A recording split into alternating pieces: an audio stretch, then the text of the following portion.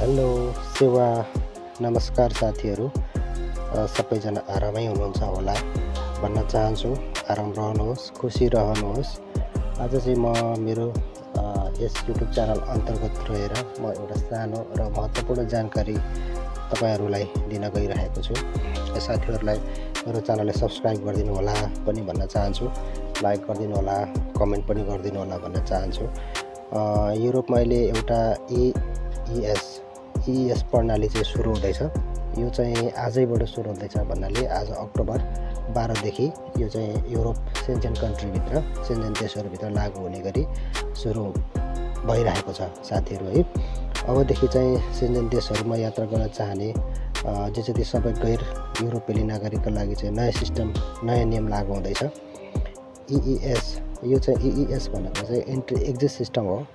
पनि लागू भएपछि चाहिँ अब हामीले पहिला पासपोर्ट बुझाउँ, पासपोर्टमा चाहिँ हाम्रो स्ट्याम्प हुन्थ्यो।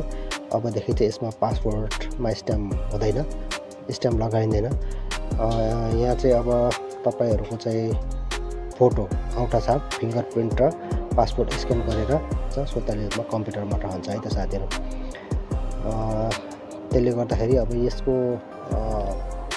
फाइदा बेफाइदा चाहिँ विविध छ।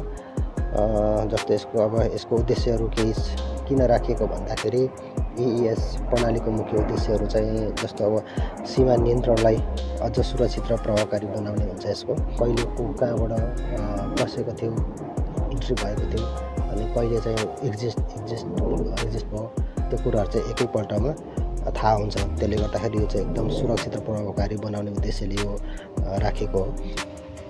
सही विवरण राख्छ है।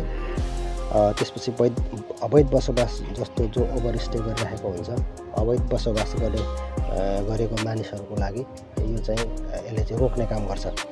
बढी ओभरस्टे गर्नेहरूलाई चाहिँ कहिलेदेखि कहिलेसम्म बसेको भनेर एकदम छोटो र सहज बनाउने काम गर्दछ यसले। अब यो चाहिँ कसलाई लागू हुन्छ त भन्दाखेरि EES प्रणाली सबै गैर EU नागरिकहरू जस्तै अब हाम्रो नेपाल, भारत, पाकिस्तान, बङ्गलादेश आदि जस्ता देशहरूको लागि चाहिँ लागू हुनेछ।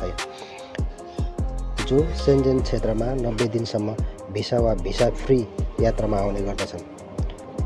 र साथीहरू यसले कसरी काम गर्छ त, यसको पनि म छोटो बताइदिन्छु। यसले कसरी काम गर्छ भने जब तपाईँ सेन्जेन देशमा प्रवेश गर्नुहुन्छ वा बाहिर निस्कनुहुन्छ, पासपोर्ट स्क्यान गरिन्छ, त्यसमा अब फिङ्गर प्रिन्ट हुन्छ, सबै फिङ्गर प्रिन्ट हुन्छ, औँठा छाप हुन्छ, औँठा छाप लिन्छ, तपाईँहरूको फोटो खिचिन्छ र सबै जानकारी चाहिँ डिजिटल प्रणालीमा दर्ता गरिन्छ। त्यसरी यो हुन्छ। भनेपछि अब कहिलेबाट सुरु हुन्छ भन्दाखेरि चाहिँ मैले भने अघि सुरुबाट पनि यो चाहिँ आजैबाट यो नयाँ प्रणाली हो र आजैबाट सुरु हुँदैछ भन्नाले 12 अक्टोबर 2025 देखि चाहिँ सबै सेन्जेन देशहरूमा लागू हुने गरी यो चाहिँ सुरु हुनेछ। यसमा चाहिँ अब सबै सेन्जेन देशहरूमा कुन देश, अब तपाईँहरूलाई अब देशहरू पनि म भनिदिन्छु। यो कुन देशमा लागू हुन्छ भने स्पेनमा, France, Germany, Italy, Netherland, Belgium, Switzerland, Austria, Norway, Finland, अनि त्यस्तै गरी डेनमार्क, पोल्यान्ड, चेक रिपब्लिक, हङ्गेरी, यस्तो सबै देशहरू यो लगायत सबै देशहरूमा चाहिँ यो सेन्जेन देशहरूमा चाहिँ यो प्रणाली चाहिँ लागू हुन्छ साथीहरू है। र यसको तपाईँहरू जो अब यो सेन्जेनभित्रमा हिँडिराख्नु भएको छ, अब डुल्ने अथवा योजना बनाइराख्नु भएको छ, घुम्ने, भ्रमण गर्ने, भिजिट गर्ने योजना बनाइराख्नु भएको छ, उनीहरूको लागि चाहिँ फाइदा पनि छ है साथीहरू। जस्तो चाहिँ अब लामो लाइन एयरपोर्टमा, अब इमिग्रेसनमा लामो लाइन हुन्छ, त्यो लामो लाइन चाहिँ नबसिकन सिधै प्रवेश हुन्छ। प्रक्रिया एकदम छोटो हुन्छ यसको है।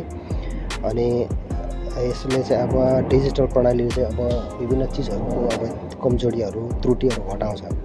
अनि यसले चाहिँ सुरक्षा स्थिति एकदम बढ्छ। अब लिगल्ली तपाईँहरू छिरिराख्नु भएको छ, लिगल्ली घुम्ने गरिराख्नु भएको छ भने चाहिँ एकदम सजिलो हुन्छ। र यो हो यसले गर्दा। र यस्तो छ साथीहरू, यसले गर्दाखेरि चाहिँ अब टाइट पनि हुन्छ। जुन अब एउटा सबै डिजिटल हाम्रो बायोमेट्रिक राख्ने भएकोले गर्दाखेरि चाहिँ यसले टाइट पनि हुन्छ, अलिकति गाह्रो पनि हुन्छ। जो चाहिँ अब 90 दिनभन्दा बढी बस्नु भएको छ, अनि बस्नुभयो यदि होइन, त्यस्तो अवस्थामा चाहिँ गाह्रो हुन्छ। त्यस्तो अवस्थामा चाहिँ विभिन्न कन्ट्रीको आफ्नो नियमअनुसार डिपोर्टेसनको कुराहरू पनि, डिपोर्टेसन पनि गर्न सक्छ। त्यसले गर्दाखेरि चाहिँ यो गाह्रो छ। गाह्रो पनि छ र लिगली जति पनि हिँड्ने डुल्ने भिजिट गर्ने एकदमै सजिलो र राम्रो छ साथीहरू है। र मेरो च्यानलमा जति पनि जोडिनुहुन्छ साथीहरू उहाँहरूलाई म धन्यवाद भन्न चाहन्छु। Thank you very much and मेरो च्यानललाई सब्सक्राइब गरिदिनु होला। आउने दिनहरूमा म तपाईँहरूको लागि यस्तै किसिमको नयाँ भिडियोहरू नयाँ जानकारीमूलक भिडियोहरू लिएर आउनेछु।